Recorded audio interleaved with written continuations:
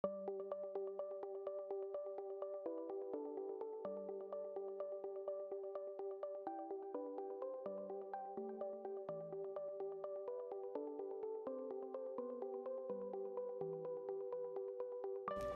a todos y bienvenidos a mi canal de YouTube.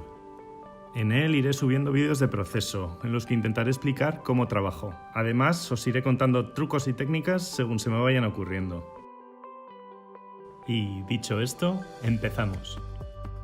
Para esta primera explicación, haremos un sencillo dibujo a gouache. Para ello utilizaré la libreta Moleskine que ya me habéis visto usar en vídeos anteriores. En este caso he empezado manchando un poco el cielo con un tono intermedio. A continuación, paso a definir los volúmenes generales y las siluetas del primer plano. En este caso he usado también tonos intermedios, pero algo más oscuros, lo que me permite ir creando una cierta luminosidad en el cielo.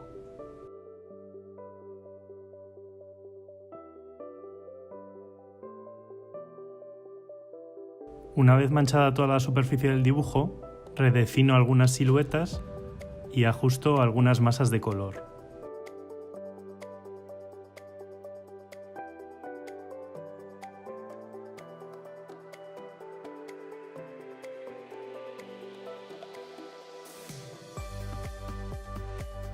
En gouache, como trabajo con colores opacos, suelo empezar con las sombras y dejo para el final las luces, los blancos.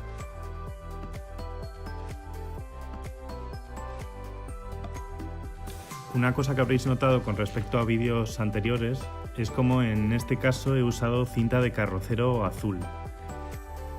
La vi recomendada en un vídeo hace tiempo y me decidí a comprarla.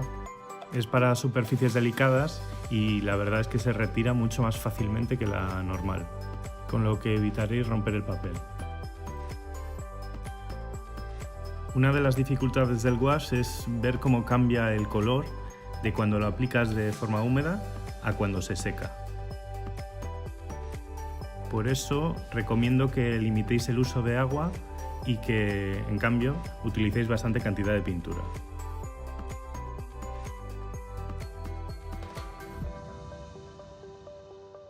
Con un pincel más fino paso a trabajar los detalles, empezando por las sombras.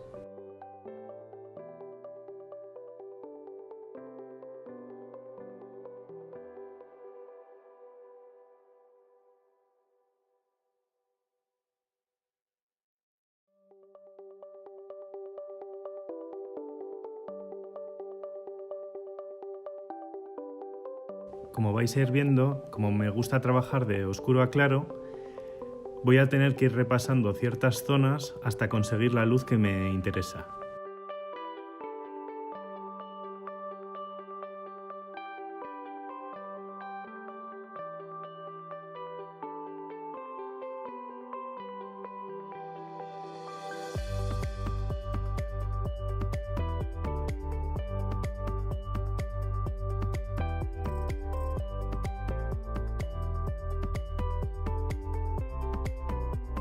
Aunque la gama general del dibujo sea de colores fríos, en este caso pues verdes y azules, quiero que os fijéis también cómo he dado ciertos apuntes de rojo y ocre en los arbustos para resaltar ciertas zonas y aumentar el contraste.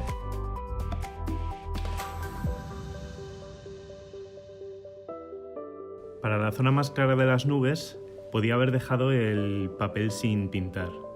Pero en este caso, como me he decidido a pintar toda la superficie, pues me va a tocar aplicar una capa tras otra de blanco de manera muy opaca, hasta conseguir el blanco que me interesa al final.